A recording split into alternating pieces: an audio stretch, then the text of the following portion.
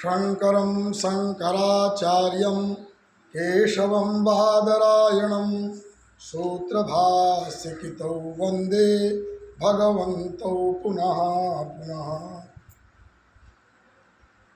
भगवान आदि शंकराचार्य जी का आज प्राकट्य उत्सव है, उनकी जयंती है। आज हम उनके लोकोपकार के लिए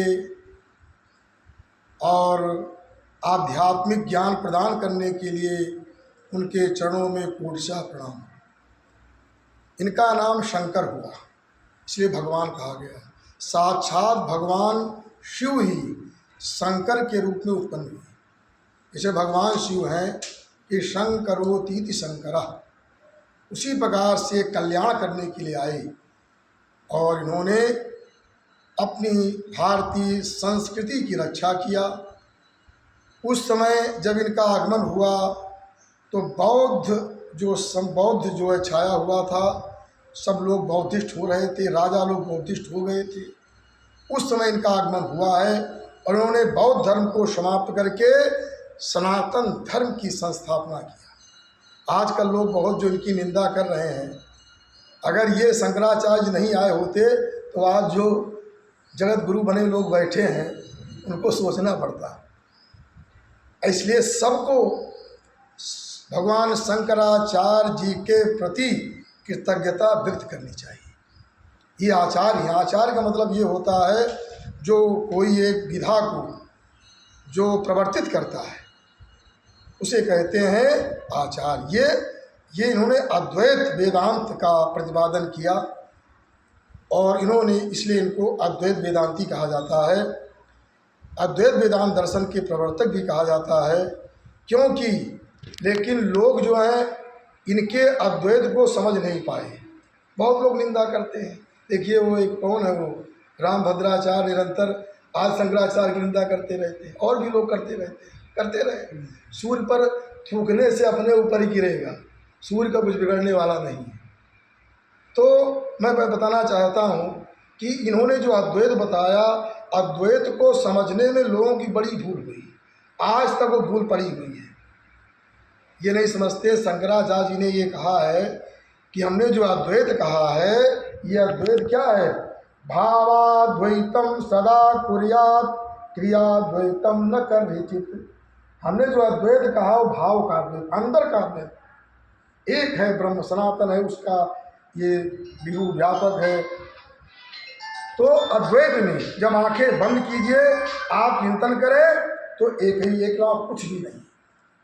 और क्रियाद्वैतम न कर्हिचित्। उन्होंने कहा जब क्रिया कोई कार्य कर रहे हैं तो वहाँ अद्वैत मत करना, वहाँ द्वैत हो जाएगा। ये गुरु है, ये शिष्य है, माता है, पत्नी है, भाई है, बंधु है, इसलिए वहाँ पर। लेकिन इस बात को कोई समझ नहीं पाया। कुछ ऐसे भाष्य भी हैं जहाँ भगवान शंकराचार्य की बहुत बड़ी निंदा की गई, उनके अद्वैत की निंदा की गई। यहाँ तक कि किसी ग्रंथ में तो आया है इनको लोग प्रच्छिन्न बौद्ध भी कह डाले। ऐसे कहने वालों की जिह्वा जो है जब यमपुरी में जाएंगे उनकी जिह्वा जलाई जाएगी, जो ऐसा प्रच्छन्न बौद्ध कहते हैं। तो मैं तो ये जानता हूँ कि जो महाभाष्य है, पातंजलि भाष्य है, उसके बाद अगर कोई भाष्य हुआ है तो शांकर भाष्य, जहाँ सबको समेटा गया है। वो भगवान शंकराचार्य जी ने विष्णु सहस्र नाम पर भाष्य किया, गीता पर भाष्य किया, ब्रह्मसूत्र पर भाष्य किया। ब्रह्मसूत्र के प्रणेता तो व्यास जी है, लेकिन भाष्यकर्ता भगवान शंकराचार्य। उन्होंने बहुत सारे उपनिषदों की व्याख्या की और केवल 32 साल में रह करके उन्होंने सारा काल कितने स्तोत्र लिख डाले और बौद्ध धर्म को समाप्त कर दिया। आज सब लोग जी रहे हैं, सब जगत गुरु बन करके आनंद ले रहे हैं और उनकी निंदा करना। उनका उपकार हमारे भारत भूमि पर बहुत बड़ा उपकार है और सबको इस कृतज्ञता व्यक्त करनी चाहिए। और उन्होंने जो इसे उनको भगवान शंकराचार्य कहा गया है, इसलिए आज उनका जन्म दिवस है। जन्म दिवस पर उनके जो कार्यों का स्मरण करना चाहिए और उनकी कृतज्ञता व्यक्त करनी चाहिए। तो उन्होंने क्या किया कि वेदों की रक्षा के लिए 4 पीठ बना दिए। और चारों दिशाओं में, पूरब पश्चिम उत्तर दक्षिण, लोग वहाँ जाएं ज़्यादा संख्या में, हमारा देश सुरक्षित रहे। चारों वेदों के नाम में चारों पीठ उन्होंने बनाए, स्थापना किया कि सनातन धर्म सुरक्षित रहे। तो आज भी उनके द्वारा परंपरा से जो भी चल रहा सुरक्षित है और सुरक्षा की ओर बढ़ रहा है। तो इसलिए और तो धीरे धीरे सब बदल रहे हैं, लेकिन जो शंकराचार्य के जो पद पर बैठते हैं तो उनकी गद्दी का इतना बड़ा प्रभाव है कि जो बैठता है गद्दी वास्तविक बैठेगा वो धर्म की बात करेगा, वो चाहे भले नष्ट हो जाए लेकिन धर्म की बात करेगा। ये गद्दियों का प्रभाव और कोई प्रभाव नहीं। गद्दियों का प्रभाव जो आएगा, अगर कुछ कमज़ोर भी होगा तो सही हो जाएगा, वो धर्म की बात करेगा। वो जो है, जो धर्म विरोधी जो भी है उनका विरोध करेगा।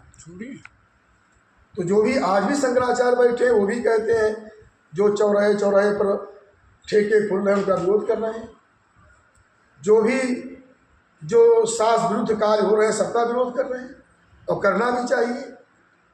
क्योंकि ये जीवन कितने दिन का है? अरे बहुत कोई जिएगा, 100 साल जी जाएगा। लेकिन अगर धर्म के मार्ग पर आप चल रहे हैं तो एक, अगर तुमको भोग की भी इच्छा है तो भी धर्म करना चाहिए। अगर एक बार भी देवता बनने का अवसर मिल गया तो 71 चतुर्युग आप देवता बनेंगे। 71 बार चतुर्युग, चारों युग मिलते, इतना आपको भोग ऐश्वर्य वहाँ मिलेगा। मोक्ष की इच्छा हो तो धर्म पालन करना ही, लेकिन यदि भोग की इच्छा हो तब भी करना चाहिए। कितना स्तुतियाँ भोग लेंगे, लेकिन ये जो कम बुद्धि वाले, नीच स्वभाव वाले, अपना एक राजनीतिक थोड़ा सा प्रभाव लेने वाले, ये जो अधर्म कर रहे हैं उनका परिणाम सबको मिलेगा। क्योंकि जो धर्म है धर्म वही रहेगा। आपके कानून बनाने से, आपके मान लेने से जो है वो अधर्म धर्म नहीं हो जाएगा। ये इस बात को ध्यान रखना। और सबको दंड मिलेगा, हर कर्म का फल होता है, कोई कर्म ऐसा इसका फल न मिले।